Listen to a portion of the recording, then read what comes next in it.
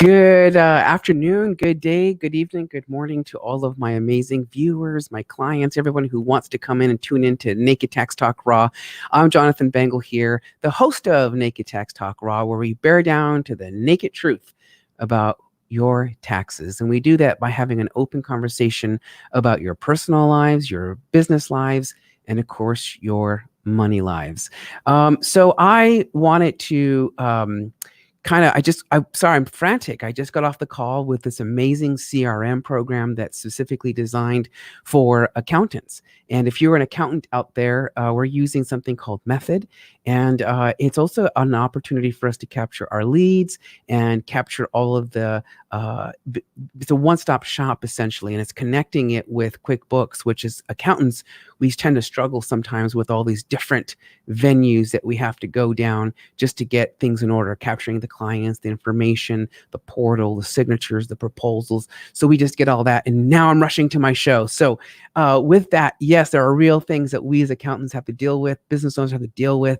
And that is like, how do we capture, how do we nurture, how do we hold on to the people that enter into our world? And that's what my coach, Chevelle, says, people come into our world.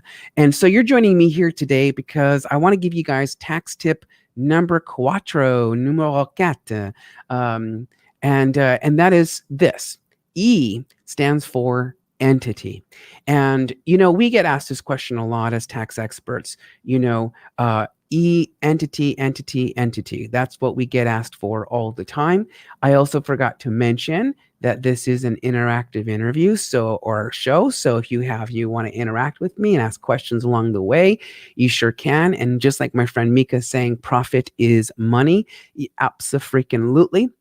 And so entity choice comes up a lot.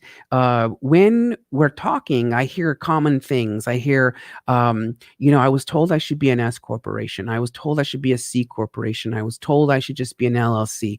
I was told I shouldn't form anything.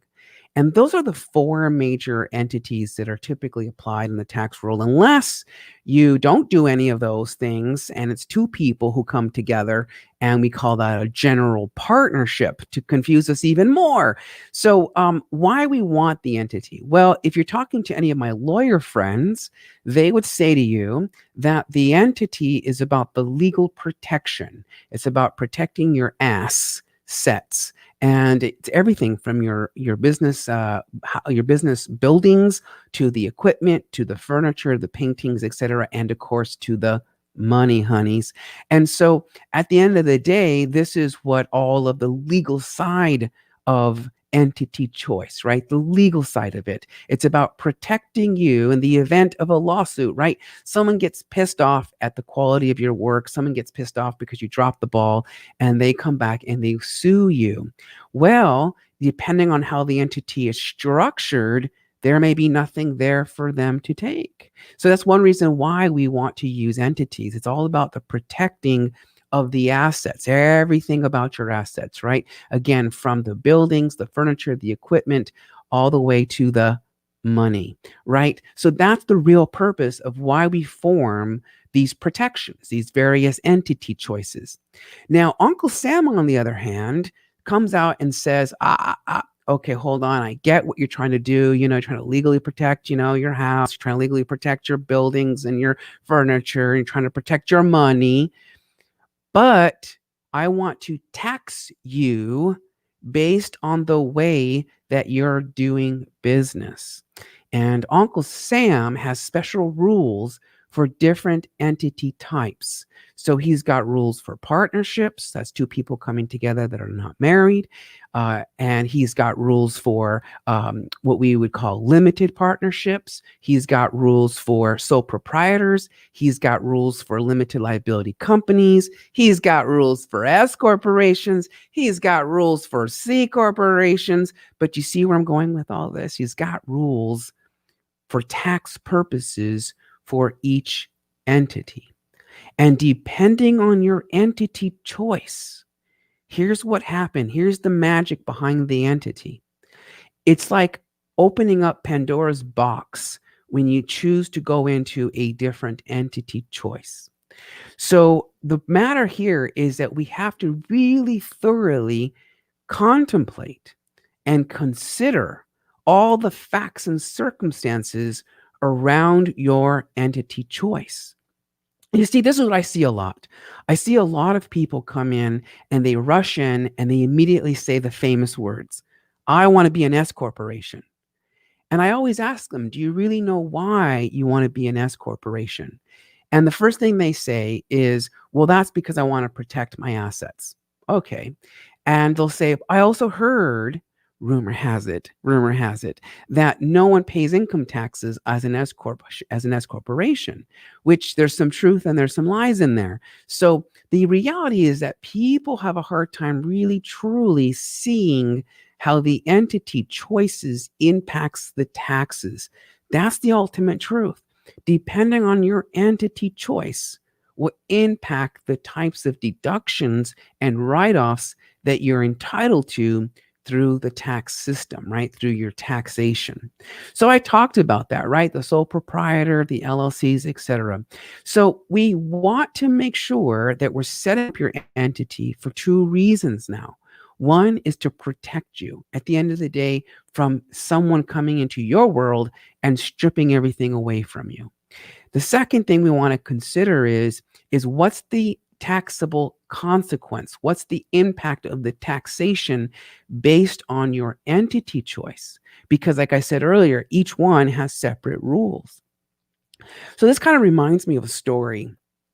I had a client that came in and said that they had heard that they needed to be an S corporation. Now, they were a startup company. They just started up and they, of course, were doing their best. I can't blame them, right? They were doing everything that everyone else told them around them, right? That their peers told them, they heard on the news, whatever.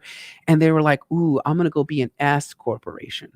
So they came into my office and we realized that they were an S corporation, which is fine, right? But what they failed to realize is that through an S corporation, there's a lot of compliance that goes behind the scenes in the S corporation. So you can't just blanketly go, I'm going to be an S corporation today.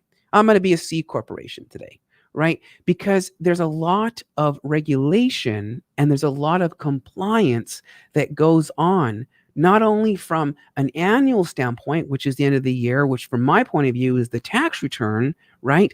But there's all these things throughout the months that need to be done in order for you to truly maximize the entity. And here's the scary part.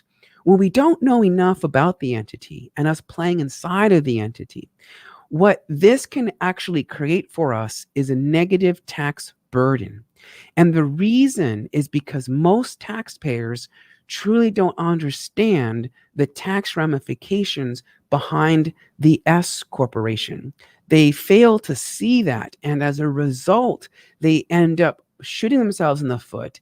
They violate technically the rules of the S corporation or even the C corporation, and they end up owing taxes in one form or another, or they end up having to pay penalties and interest on top of the taxes.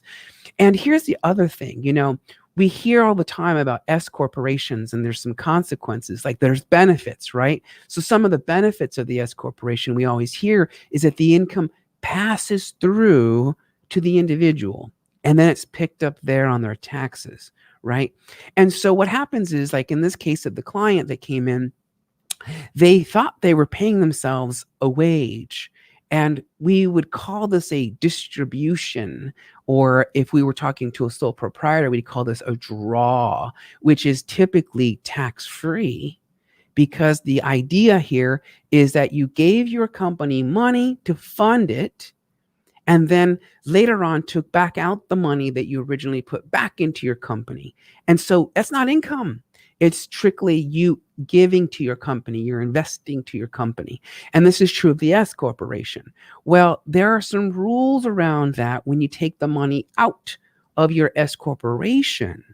And if there's not enough, I'm going to give you some chop talk now.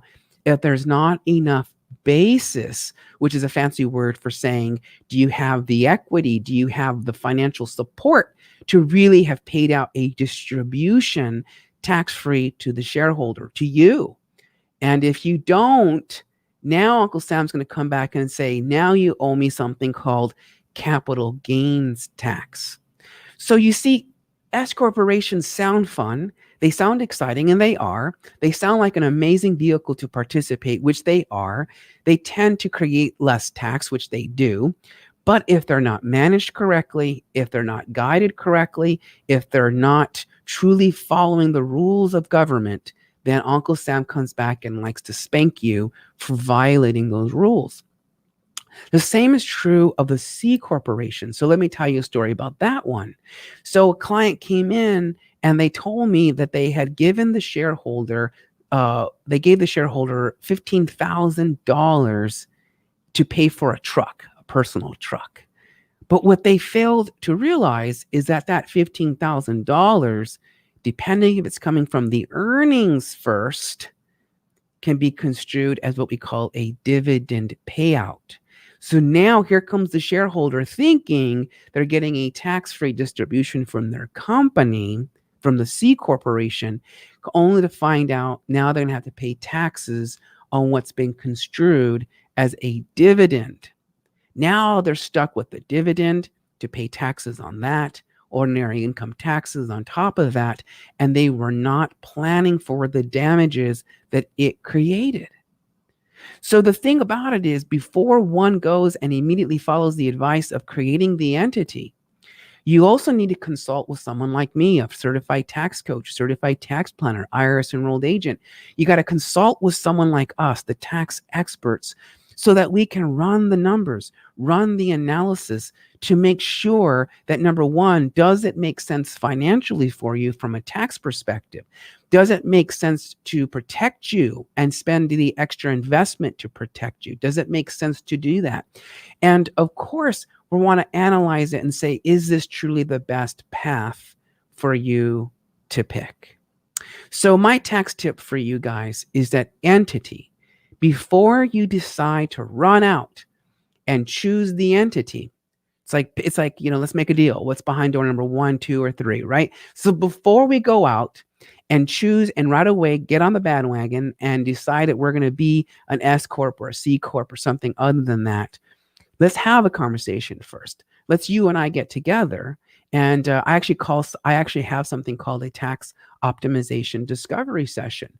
And what I would encourage you is to come and book an appointment with me one-on-one. It's free and it's 30 minutes. And I can give you specific advice to back up the lawyer's advice or to caution you and make recommendations differently for the best outcome of your life, both your personal life, because if you screw it up, you're going to be in like serious personal financial situation that you don't want to be in.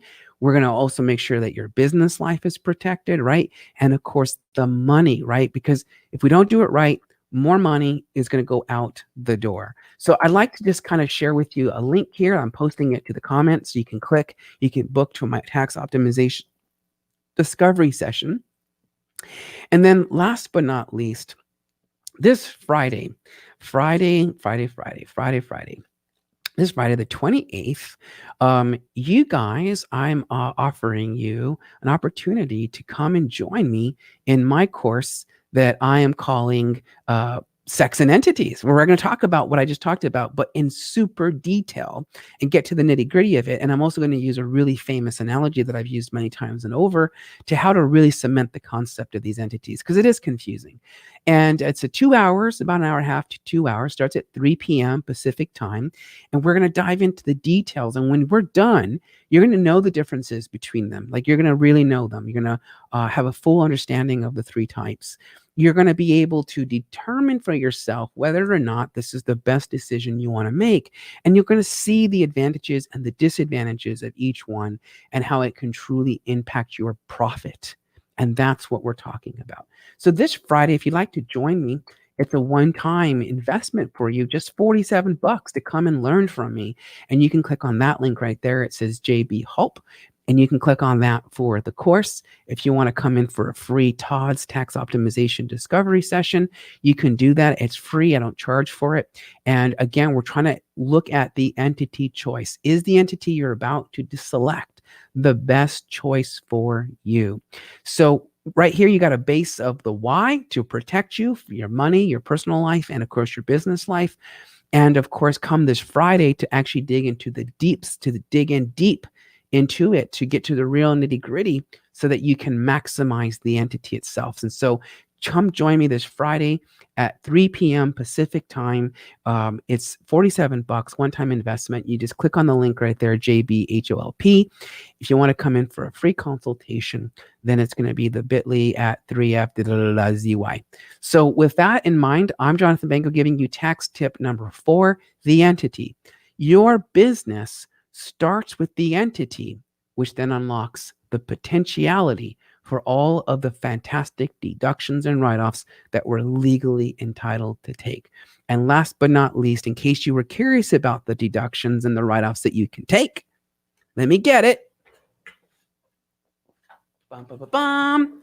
And you can go, I'm getting a hard copy soon, but you can go on to Amazon, just Amazon it, the ABCs of Deductions, an Entrepreneur's Guide to Tax Write-Offs. Yes, written by me. And there you can see all of the various deductions that you're entitled to take as a business owner, regardless of the entity at this point. But again, when we unlock the entity, more choices become available to you. Until then, I hope you guys have an amazing day, evening, morning, or whenever it is that you watch this. May every single one of you be happy. May you be free from suffering. And may every one of you never be separated from your happiness. Until then, Jonathan Bengal here with Naked Tax Talk Raw Babies. Toodles noodles.